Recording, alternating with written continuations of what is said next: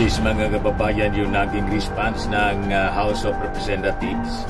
Nakapag-organize agad mga kababayan ng Tabang Bicol. Ayan po, Tabang Bicol Tindog Uragon Relief Caravan launch at the House of Representatives. Of course with President Ferdinand Bongbong Marcos. Ganon kabilis yung response. At sinundan din mga kababayan ng dating Vice Presidente Leni Robredo. Siya na yung bagong Vice Presidente. Nagpapagang mga balita at pagtalakay sa mga isyu na lipungan. Pulsa, opinyon, banat at paglalantad sa katotohanan. Pulsa, what you see is what you get. You decide. Hindi yata. Leni Robredo, Angat Bayanihan Network for Catanduanes Relief Efforts. Siya na po yung umaakto na Vice Presidente. Kita ninyo. May gabago na pong, may bagong unit team na po. Unity. Kami rin, mga kababayan, ngayon sana kami ang magre-relief operation. Kaya lang, naudlot yung aming relief operation because of the, bagyong si Pipito. Diba expected siya kagabi at kaninang umaga. Butit lumampas dito sa amin. Matindi pa naman yung naging damage dito sa Albay at kamarinisor ng bagyong si Christine. But anyway, we will continue our relief operations mga kababayan with our partners sa Saturday. Very schedule namin, siyempre, for the safety ng ating mga volunteers. At ngayong araw na to, nasa clearing operations pa po. Hindi pa tayo basta't makakaabot. Kailangan ngayaan muna natin yung mga agencies ng ating gobyerno ang magsagawa ng mga clearing operations sa mga kalsada para tutulong tayo. Maiwasan natin yung disgrasya. Kasi tingnan ninyo, sa Daig Camarines Norte, may nadisgrasya nga po. Lumabas agad nakamotorsiklo. Patay po. Ayan po, patay nakamotorsiklo. Lumabas ka agad. Sabi dito, 5 hours ago, huwag kasing magpumilit. Huwag magpumilit. Nadisgrasya. Yan o. Mag-ingat sa pagmumotorsiklo dahil malakas pa ang mga pag-ulan at hangin. Marami pa rin ang mga nakalaylay na kawad ng kuryente sa daan. Nakikiramay po tayo sa isa nating kagulong na nasawi kaninang umaga sa Barangay Burabo dahil Camarines Norte. Palipasin muna natin ang hagupit ng Pipito. Kailangan yung mga authorities muna may clearing operations tulad. At itong ating programa mga kababayan, atid sa inyo nitong ating mga sponsors. Firmax Framing and Lifting Cream. Pinapay po sa mga pulses in affected area. Mainam po ito sa mga pains at paninigas ng mga kaso-kasuan. Ito sa mukha naman yung application, anti-aging, Automax po siya. Ito ay Glow Zero mga kababayan. Whitening po siya. Made in South Korea. Ito naman po, Ningxia Red Mix Fruit Drink. Gawa po siya sa goji berry. May anti-cancer properties po siya. At sa mga nagana po ng malinis and spacious fitness gym, pumunta lang po kayo sa aming Colossal Fitness Gym. May Grab car rental din po kami. At bills payment po sa aming office.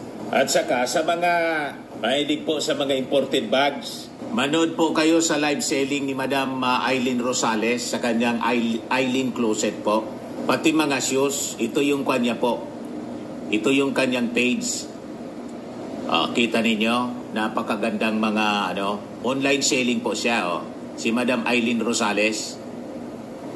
Cellphone number niya po, 773-798-7816. Dito sa amin, hindi ka agad-agad nagdicamp. Napauwiin yung mga evacuees mga kababayan sa kanilang mga barangay. Ang unang lumabas yung engineering team para sa inspection muna ng mga areas kasi baka may mga kawad ng kuryente tulad nun, nakalaylay, na aksidente po. Nung Christine dito po sa amin, may nakalaylay na kuryente, kawad ng kuryente, kadadaan pa lang namin, butit hindi kami yung nadisgrasya. Pero yung isang jeepney driver po, lumabas agad para maghanap buhay. Nasabit po sa kawad ng kuryente. Ayun. Nagliyab yung kanyang sasakyan na kuryente yung patay, yung driver.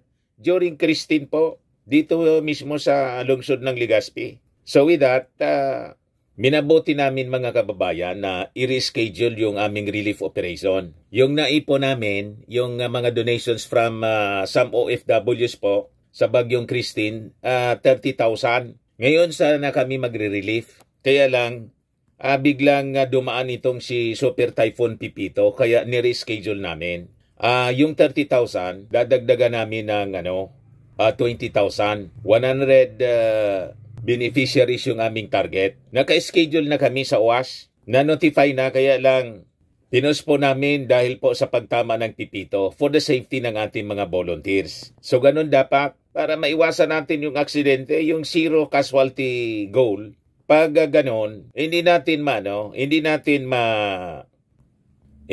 ma-achieve. So yun po, para sa ating mga donors. Maraming salamat po sa inyo. O ngayon, before ko ibigay sa inyo itong relief operations response, immediate response ng ating national government, lalo na ng House of Representatives, click subscribe muna mga kababayan dito sa ating YouTube channel. And hit the notification bell para lagi po kayong updated sa mga kaganapan dito sa ating bansa. Like and share na rin po ninyo ng ating video. At huwag na rin po ninyo na-skip yung ating mga commercial ads para tuloy-tuloy lang ang pag-unlad ng bagong Pilipinas. Kaya natin yung ating kwento mga kababayan para ma-update po kayo kasi alam po naman ninyo kahit na tinatamaan po tayo ng mga calamities tulad ng bagyo, malalakas na bagyo, tuloy-tuloy ang paninira ng mga minions ni Inday. Para hindi po makaporma sa kanilang paninira, ibigay natin kung ano yung mga ginagawa ng ating gobyerno as a response dito po sa sa pagtama ng malakas na bagyo dito po sa Bicol region. So ito nga po, sabi diyan Tabang Bicol, Tindog, Oragon, relief caravan launch at the House of Representatives. Mabilis po, tingnan ninyo. Convoy ng truck na may kargang mga relief. Di ba? Mga kababayan, House at your service. Yan po mga kababayan. Tabang, Bicol, Tindog, Oragon.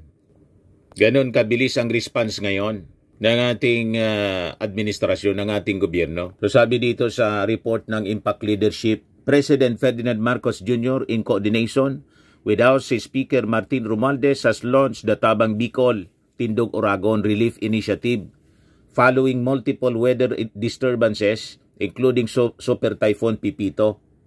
Ang programa is in partnership with Social Welfare Secretary Rix Gatchalian ng DSWD. Provide nearly 750 million pesos in financial aid and deliver 24 truckloads siya ng relief goods to over 150,000 beneficiaries sa buong Bicol region. So itong caravan mga kababayan is set to assist communities sa Camarines Norte, Camarines Sur, dito sa amin sa Albay, and supporting recovery efforts from Typhoon Christine, Karina, and Pipito. Kami nga, yung relief namin for Christine, victims yon. Yung donations na binigay sa amin po ng mga OFWs na nanonood sa atin, for Christine pa yon. Pero patong-patong kasi, sunod-sunod yung mga bagyo po. Kaya ito, gagawin namin yung relief din po. Kahit small contribution po namin ito. Pero at least, gaano man siya kaliit mga kababayan, laking tulong na rin sa ating mga mamamayan. Di ba? So sabi dito, Romualdez emphasized President Marcos' directive to prioritize the needs ng mga affected Bicolanos. This initiative is our way of showing that we stand shoulder to shoulder with our kababayans in Bicol during this challenging time, sabi po ni Martin Romualdez. Sabi naman ng mga DDS, ginagamit sa politika, tumulong na lang kasi kayo din. Gumawa kayo ng sarili ninyong initiative. Si Leni Robredo nga, na wala na sa posisyon, pribadong tao, pero yung kanyang angat buhay, may nagagawang napakalaking contribution po, tulong sa ating mga kababayan dito sa Bicol. Hindi lang sa Bicol, kahit doon sa Central and Northern Luzon, nauna nang tinamaan ng Marce at saka ni Ophel. Nika, Marcy at si Ophel. Ang daming bagyo na tumama sa atin ngayon. So, yun ang dapat gawin ninyo. Hindi yung kung ano-anong mga pinagsasabi ninyong pamumulitika. Kayo yung walang tigil sa pamumulitika kahit panahon ng bagyo. Ayaw ko sanang i-discuss ito mga kababayan kasi nasa gitna pa tayo ng calamity. Kaya lang wala silang tigil po sa paninira. Tingnan niyo yung mga post ng mga DDS po. Walang tigil sa kanilang black propaganda. Matindi po talaga. So ang key components ng relief efforts, kasama dito yung financial assistance, payouts, mini bagong Pilipinas Servisyo Fair sa November 21 at saka distribution ng goods. The mini BPSF will offer services related to housing kasi maraming nasiraan po ng bahay, healthcare, livelihood at saka multiple venues including Jesse Robredo Coliseum in Naga City, Cafuerte Sports Complex sa Pili, and BUPC Gym sa Pulangi Albay dito sa amin. Each site is expected to accommodate around 10,000 beneficiaries. So sila doon sa sa Pulangi, kami naman uwas yung katabing na grabe yon. Katabing municipality sa 23 Saturday yung tentative schedule namin po. Na sana ngayong araw na to, kanina sana umaga, tapos na sana kami. But because hindi man natin kontrolado yung panahon. Kaya ni-reschedule natin. So sabi dito sa balita, House Deputy Secretary General Sofonias Ponyong Gabonada highlighted the comprehensive approach nitong relief initiative na pinangungunahan ni House Appropriations Committee Chairperson and ako Bicol Party List Representative Saldico. The goal is holistic and sustainable recovery, sabi po ni Gabonada. Adding that the financial aid under DSWD's Assistance for Individuals in Crisis Situation or AICS will begin on November 18. Bukas na po sisimulan siya.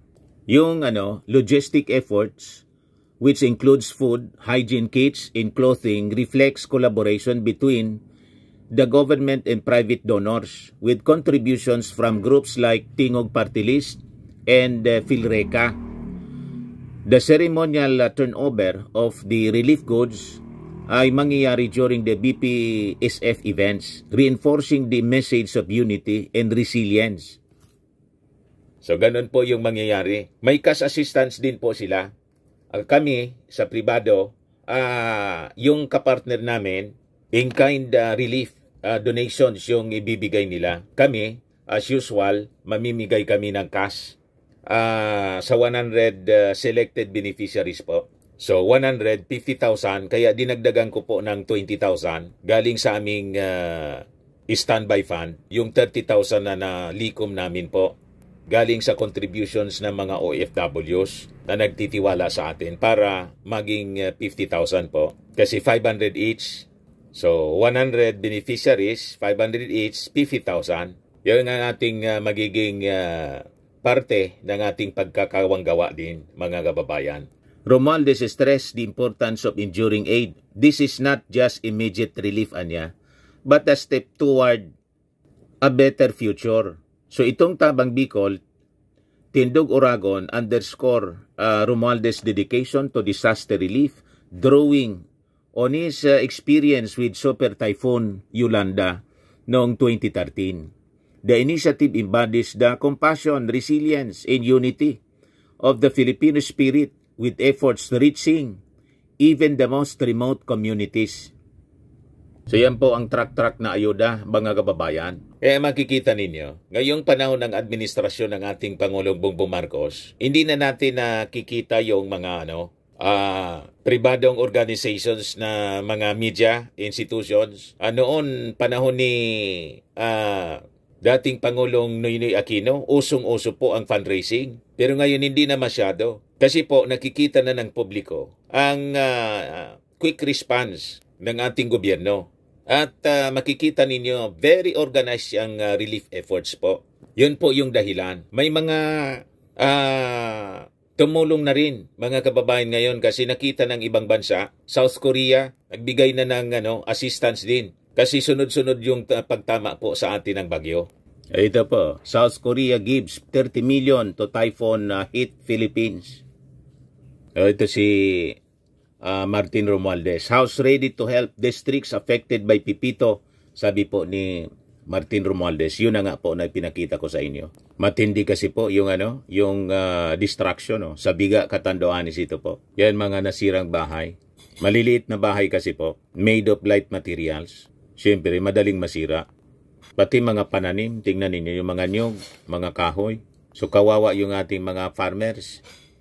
Yan matinding distroso po. Napanot yung mga kabundukan. Ganyan katindi po. Yan po ang bagsik ni Pipito. Grabe talaga. Yung mga simentado, hindi na sira siyempre. So, from scratch talaga sila, mga kababayan. Balik from scratch. Mga malalaking bahay, hindi na Ito naman po sa Aurora, mga kababayan. Shared by the Philippine Emergency Alerts. Yan storm surge sa Aurora Province kasi papalapit na sa kanila yung bagyo. Yan po. Grabe. Storm surge mga kababayan. Umalsa yung dagat. So threatened ngayon mga kababayan ni Pipito yung Northern and Central Luzon. Kaya mag-ready kayo dyan. Galing dito sa amin kayo yung tinutumbok ngayon. So ito yung sa Catanduanes mga kababayan. Tingnan ninyo. Matindi po. Yung distraction sa mga agriculture sa agriculture.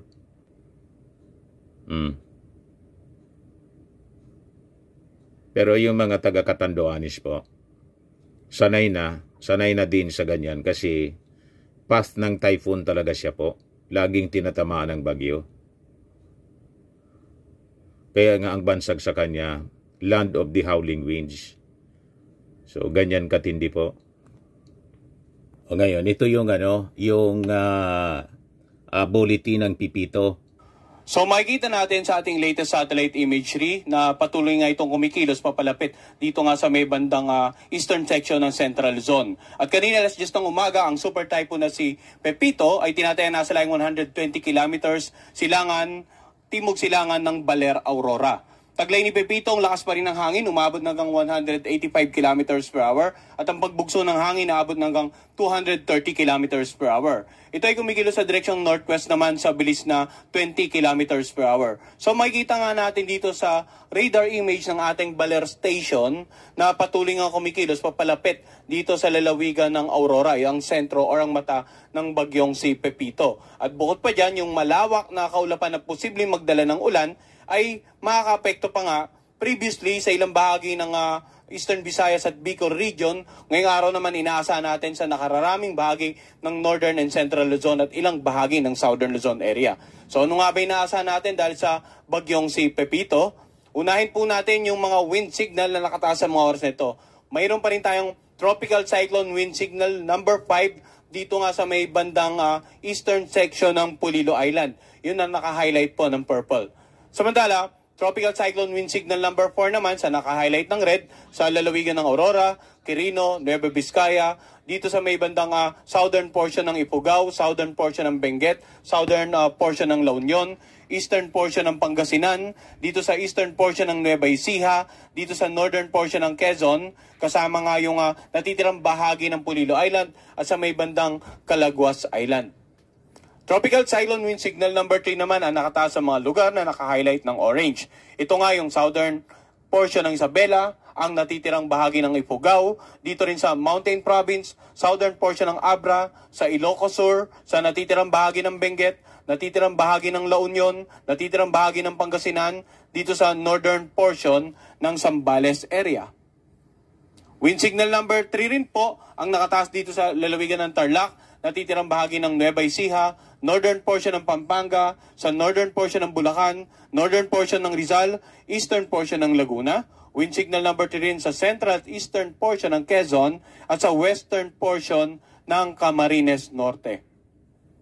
Samantala, wind signal number 2 sa naka-highlight po ng yellow, ito nga'y natitirang bahagi ng Isabela, southwestern portion ng mainland Cagayan, sa Kalinga, southern portion ng Apayao, sa natitirang bahagi ng Abra, ganun din sa may bandang Ilocos Norte, natitirang bahagi ng Zambales, sa buong Bataan, natitirang bahagi ng Pampanga, natitirang bahagi ng Bulacan, dito sa Metro Manila, wind signal number 2 rin. Samantala, sa natitirang bahagi rin ng Rizal, Cavite, sa natitirang bahagi ng Laguna, sa natitirang bahagi ng Quezon, natitirang bahagi ng Camarines Norte, sa buong Camarines Sur at sa western portion ng Catanduanes, mayroon din po tayong wind signal number 2.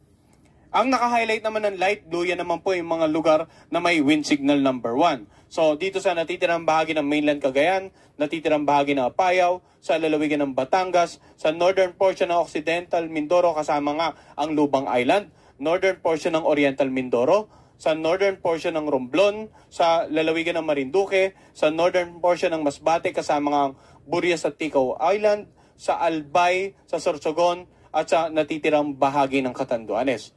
So ano nga ba inaasahan natin na lakas ng hangin? Doon sa mga lugar na may wind signals number 5, 4, 3, 2, yung malalakas na hangin, pwedeng makasira ng mga bahay na gawa sa light materials, sa mga lumang kahoy, pwede rin makapagpatumba ng mga poste ng kuryente, ng mga billboards na hindi pa nakatiklop yung pinakang actual na tarp, pwede rin makapagpatumba ng nakararaming uri ng pananim. So basically, ang wind signal po ay patungkol sa lakas ng hangin na pwede nyong maranasan sa inyong lugar. At habang papalapit yung bagyo, umiikli na yung lead time natin. Sa mga lugar na may wind signals number 5 and 4, less than 12 hours na lamang ang palugit natin. Sa lugar na may number 3 naman is 18 hours. Lugar na may number 2, less than 24 hours. At sa lugar na may wind signal number 1, less than 36 hours na lamang. Sapagkat papalapit na po sa landmass natin yung bagyong si Pepito. Samantala, ano naman inaasahan natin pagkilos ng bagyo? No? Makikita natin alas 8 ng umaga, nandito nga siya sa karagatan sa silangang bahagi ng Quezon area. Adjacent sa silangang bahagi ng Quezon area. At mamayang gabi, inaasahan natin na posibleng nandito na siya sa may bandang nakalagpas na ng landmass ng Central Luzon via the La Union area. So ang inaasahan po nating susunod na landfall ngayong araw ay dito sa lalawigan ng Aurora. And then, mamayang gabi nga, posibleng nakalagpas na ng landmass, will exit the landmass via the La Union area, at posibleng sa bukas ng umaga or tanghali ay tuluyan ng nakalabas nga ng northwestern boundary ng ating air responsibility. Dahil sa inaasahan natin pagkilos ng bagyong Pepito, sa pagitan ng ngayong araw, hanggang mamayang gabi, hanggang bukas ng madaling araw, ito naman yung inaasahan natin na rainfall forecast. So makikita natin dito na ito yung ngayong umagang tinatayang lokasyon. Mamayang gabi, lagpas na ito ng bandang La Union area, landmass ng ating bansa. At bukas ng umaga, dito sa karagatan sa silangang bahagi ng Ilocos provinces. So sa pagkilos niyang yan, makikita natin na ilang lugar po sa Central, Northern Luzon at maging sa Southern Luzon area, inaasahan pa rin natin ng more than 200 millimeters of rain. Torrential po yan. Malawak ang insidente ng matinding pagbaha at mga pagguho ng lupa, asahan po natin. Lalong-lalo sa mga low-lying areas, sa mga flood-prone areas, sa mga lugar na malapit po sa paanan ng bundok, malaki ang tsansa ng mga landslide na po. So makikita natin, yung naka-highlight ng intense torrential rains, yan po yung lalawigan ng Ilocos Sur, Benguet, Pangasinan, Nueva Vizcaya, Quirino, lalawigan ng Aurora at ng Quezon. Samantala, heavy to intense naman dito sa areas na naka-highlight ng orange. Itong Isabela, itong Mountain Province, Kalinga, Abra. At dito rin sa may bandang Nueva Ecija, ilang bahagi ng Bulacan at sa Rizal at sa Camarines Norte. Samantala, yung areas na naka-highlight ng dilaw, moderate to heavy rains naman po yan. Camarines Sur, Catanduanes, Laguna, Bataan, Pampanga, Zambales, Tarlac. Yan po, inaasahan natin na magkakaroon ng moderate to heavy. Ngayon, ano nga ba yung gusto nating ibigay na mensahe patungkol naman sa mga pag-ulan? Nitong mga nagdaang linggo, may mga bagyo nakapekto sa ilang bahagi ng Northern, Central, and Southern Luzon. Maaaring kahit moderate to heavy pa lamang ay magdulot na po ng mga pagbaha sa inyong lugar. Kaya hopefully sa mga oras na itong pinapanood itong live forecast natin ay secured na po kayo, nasa designated evacuation centers or nasa mas higher grounds na po sila, lalong-lalo yung mga kababayan natin dito nga sa mga low-lying areas at malapit sa gilid ng bundok at sa mga coastal areas para makaiwas muna tayo sa mga peligro ng mga pagbaha na dulot ng ulan na dala ng bagyong si Pepito. Samantala, yung malakas na hangin at lalo na yung paparating na bagyong si Pepito ay pwede namang magdulot ng storm surge. Dito nga sa lalawigan ng Aurora, Camarines Norte, Pangasinan at Quezon ng more than 3 meters. Yung naka-highlight ng red po yan po yung mga lugar or coastal areas na pwedeng makaranas ng storm surge na around more than 3 meters. Binanggit po natin. Samantala, yung mga coastal areas na naka-highlight ng orange, mula 2.1 hanggang 3 meters yung posibleng taas ng storm surges.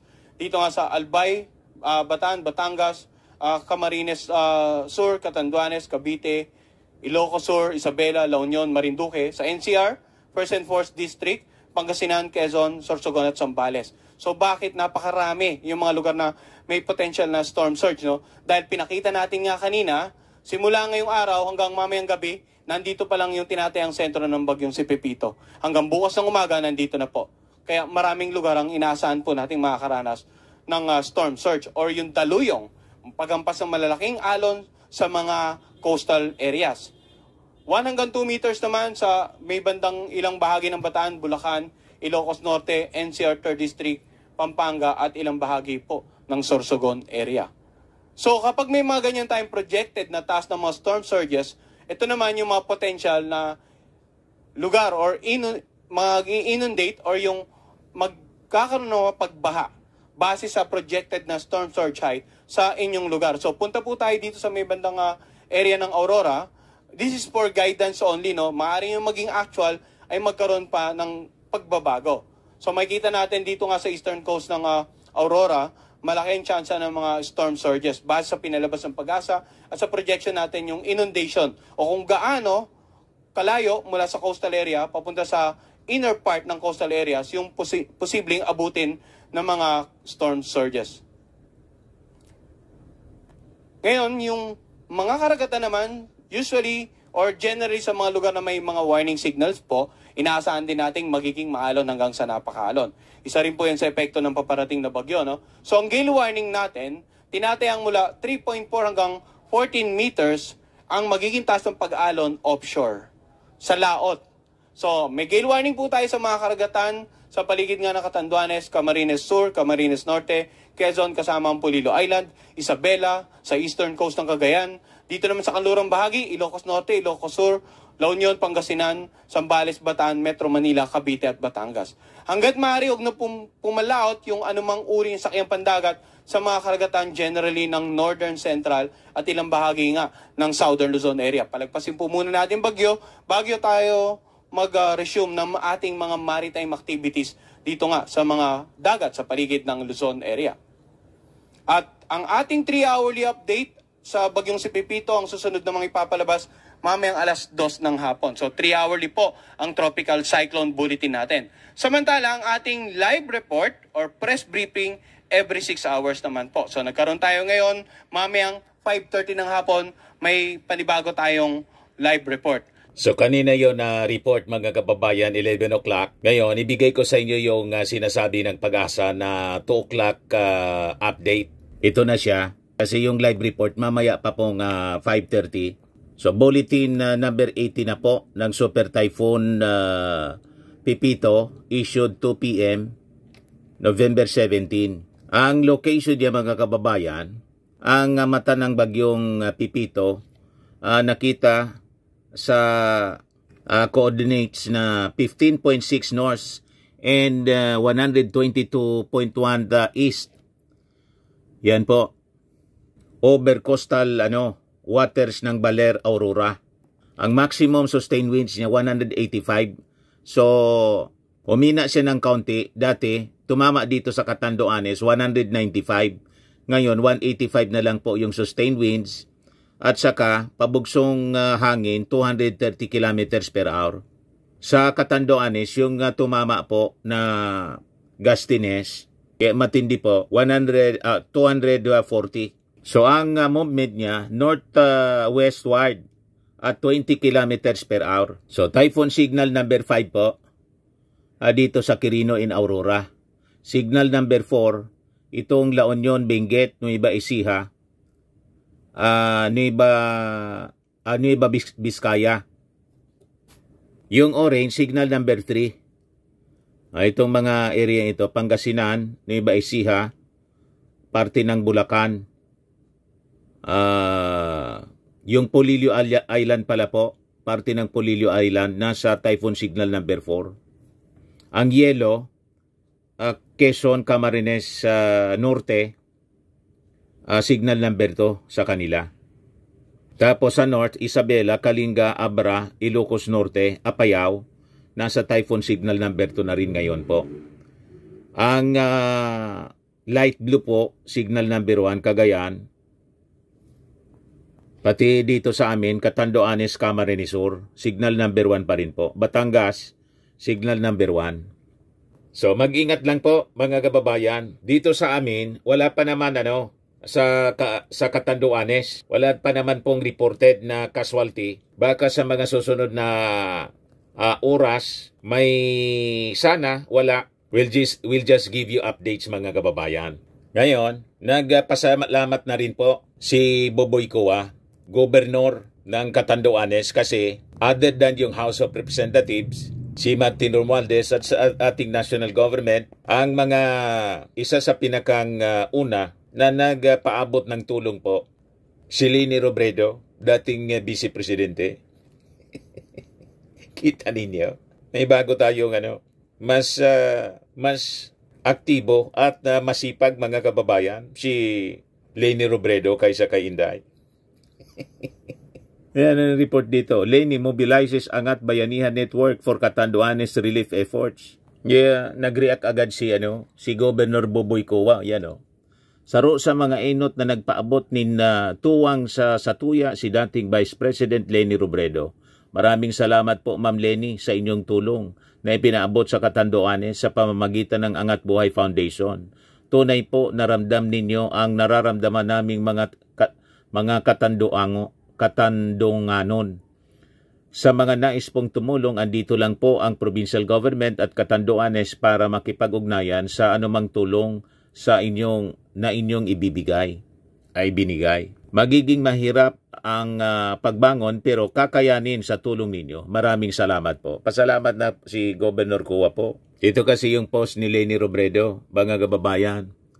Angat Bayanihan Volunteer Network updates this morning. I spoke with Governor Joseph Coa of Catanduanes to inform him of our efforts to mobilize the volunteer network in the area. We are working closely with the San Andres Volunteer Network led by Consi Joal Coxjin to provide hot meals and assess how we can best support the most affected municipalities in Catanduanes. Our teams are actively deployed in Viga, Panganiban, and San Andres, delivering assistance where it is needed most. We are also coordinating with other volunteer organizations and neighboring municipalities to expand our reach. Communication in the area remains a challenge, but we are doing everything we can do to provide timely support. Our deepest gratitude goes to our volunteers who, despite being impacted by Pipito, themselves have selflessly step up to extend help and care to those in need. We call on our partners and friends to join us in extending much-needed support to the people of Catanduanes. Buti pa si Leni po. Napakasipag at mabilis umaksyon mga kababayan. May bago na tayong Vice Presidente. Yung dating Vice Presidente, yun ang nagtatrabaho, wala na sa gobyerno. Yung incumbent Vice President, politika. Sige ang pamulitika po. Lalo yung mga supporters kung ano-anong mga pinagsasabi sa gitna ng calamity.